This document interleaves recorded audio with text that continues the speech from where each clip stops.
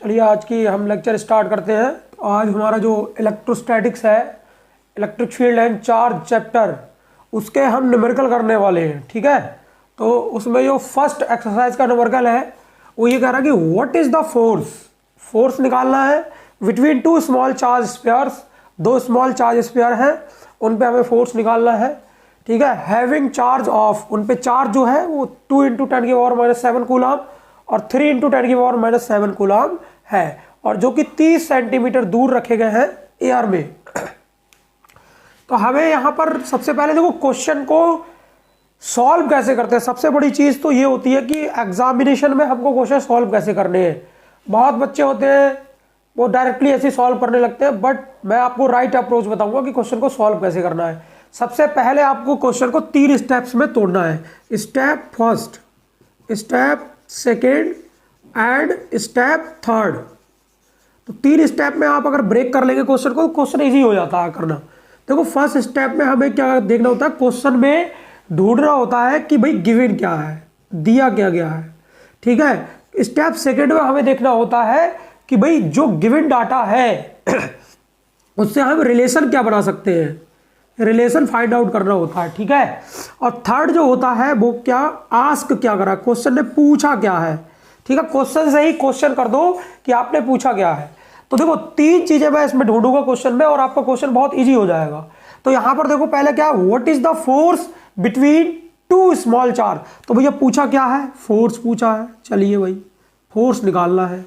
Step second में relation हमें पता करना है, तो वो हम बात की बात होती है, बाद में देखते हैं।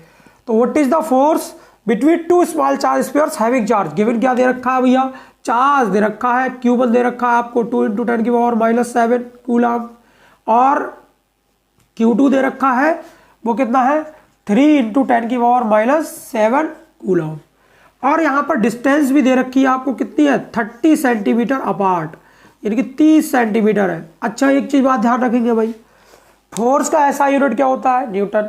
तो ये जो क्वांटिटी होती है उनको हमें यूनिट यानी कि ऐसा यूनिट में चेंज करना होता है। तो चार्ज की ऐसा यूनिट कूलम होती है। ठीक है, उसको कन्वर्ट करने की जरूरत नहीं है। डिस्टेंस जो दे रखी है वो आपको 30 सेंटीमीटर दे रखी है, तो इसको सबसे पहले हम मीटर में कन्वर्ट करेंगे, यानी कि आपके यूनिट जो होने चाहिए वो ऐसा यूनिट होने चाहिए। तो ऐसा यूनिट में कन्वर्ट करेंगे तो ये 30 × 10⁻⁻² मीटर। अच्छा ये मैंने डायरेक्ट कैसे लिख दिया, तो आप मेरी एक वीडियो है, मैं यहाँ पर लिंक में उसको डिस्क्रिप्शन में पिन कर दूंगा, उसका लिंक उस वीडियो का, वो आप जाके देख लीजिए। उसको ट्रिक बता रखी है मैंने, जैसे मैंने यहाँ डायरेक्ट लिख दिया ना 10⁻⁻² मीटर। जनरली आप लोग जानते हैं कि भैया ये सेंटीमीटर को मीटर में कन्वर्ट करेंगे तो 10⁻⁻² आएगा, बट क्या हो जब माइक्रो, पिको, फिर नैनो, ठीक है, तो इस तरह के जैसे हम आते हैं तो हम उसमें क्या करें, जैसे डेसीमीटर है तो उसको कन्वर्ट करने के लिए मैंने ट्रिक बता रखी है, वो आप वीडियो में देख लीजिए जाके। तो फर्स्ट स्टेप में मेरे पास ये चीजें मिली। सेकंड इसके स्टेप में फोर्स निकालना है। अब मुझे ये दिमाग लगाना है कि ये फोर्स निकलवा रहा है, चार्ज उसने दे रखा है, डिस्टेंस दे रखा है, तो मुझे पता है कूलम लॉ में पढ़ के आया हूं, तो यानी कि रिलेशन मुझे कहां से मिलेगा, कूलम लॉ से मिलेगा। तो F बराबर होता है K/Q1 Q2 / R²। देखो Q1 Q2 दे रखा है, R² दे रखा है, K की वैल्यू हमें पता है कितनी होती है 9 × 10⁹ तो यहां से हम सारी वैल्यू लगाएंगे और आंसर आ जाएगा। तो बहुत इजी बन जाता है ऐसे। इसलिए न्यूमेरिकल को सॉल्व करने से पहले आप क्या करें, उसको स्टेप में तोड़ लें और आपका क्वेश्चन आधा सॉल्व हो जाएगा। 100% ये बात बता रहा हूं मैं, कितने से टफ न्यूमेरिकल क्यों ना हो। ठीक है, अगर आपने उसको इजी बनाना है तो ये अप्रोच आप चालू कीजिए, आपका इजी हो जाएगा क्वेश्चन। सबसे पहले स्टेप में पूछना है क्वेश्चन से ही कि भाई दे क्या रहे हो तुम क्वेश्चन में। स्टेप थर्ड में पूछना है निकालना क्या है। स्टेप सेकंड में रिलेशन पता करना है कि जो दी हुई डाटा है हमारे पास उससे हम क्या रिलेशन बना सकते हैं, हमको क्या रिलेशन पता होता है। अब भाई आपने थ्योरी पढ़ी तो वहां पर रिलेशन तो पढ़े होंगे ना, तो वहां से ये चीज आपको डाटा निकाल लेना है। चलिए आगे सॉल्व करते हैं। तो फार्मूला लगा देते हैं, F = कितना होता है, K की वैल्यू लगाते हैं 9 × 10⁹ और इंटू Q1 की वैल्यू लगा दीजिए 2 × 10⁻⁷ इंटू Q2 की वैल्यू लगा दीजिए 3 × 10⁻⁷ और डिवाइड बाई R का स्क्वायर मतलब डिस्टेंस का स्क्वायर, तो 30 × 10⁻² का होल स्क्वायर। अब यहाँ पचड़ा फंसता है, यहाँ भी बच्चे बहुत सारी गलती करते हैं, तो वो गलती ना हो आपसे उसके लिए मैं बता रहा हूँ। तो यहाँ पर एक कंसेप्ट कि भाई आप जितने भी नंबर्स दे रखे हैं उनको एक अलग ब्रैकेट में लिखा करो, और जितनी पावर्स दे रखी होती है उनको अलग सॉल्व करना होता है। तो हम क्या करेंगे, नंबर्स को एक तरफ लिखेंगे 9 इंटू 2 इंटू 3 अपॉन 30 का स्क्वायर, पावर्स को एक तरफ लिखेंगे। देखो 10 की पावर 9 इंटू 10 की पावर -7 इंटू 10 की पावर -7 और डिवाइड बाई 10 की पावर -2 का होल स्क्वायर। ठीक है, अब इसको सॉल्व करेंगे हम। देखो यहाँ इस साइड में लिख देते हैं। तो यहाँ देखो अब ये देखो बच्चे क्या गलती करते हैं, मल्टीप्लाई कर लेते हैं। मल्टीप्लाई नहीं करना है, ये मल्टीप्लाई करोगे तो और कॉम्प्लिकेट कर लोगे। यहाँ पर काटने की कोशिश किया करो कि कुछ कट रहा है क्या, अगर नहीं कट रहा तब मल्टीप्लाई करना। मैं इधर नोट कर लेता हूँ ये चीज़ें उस साइड में। अपॉन 30 का स्क्वायर मतलब इसको लिख सकता हूँ 30 इंटू 30। और ये देखो basis are same then power are added, तो 9 और 7 और 7 14, माइनस का 14 है और प्लस का 9 है, तो 9 और 14 कितना होगा, माइनस का 5 बचेगा नहीं, तो 10 की पावर -5 डिवाइड बाई, यहाँ देखो जब 10 की पावर -2 का होल स्क्वायर कितना होता है, 10 की पावर -4। देखो भाई इसको आप सॉल्व करना है, तो ये 3 10 जा और 2 5 जा, और यहाँ पर 3 से काट दो, 3 3 9, 3 10 जा। अब ये कितना आ जाएगा 50, तो 3/50 इंटू 10 की पावर -5, ये पावर ऊपर जाएगी तो प्लस की हो जाएगी ना, तो 10 की पावर 4। चलिए भाई 3/50 इंटू ये देखो 10 की पावर -5 है और 10 की पावर +4 है, तो 10 की पावर -1 बचेगा, बिल्कुल बचेगा।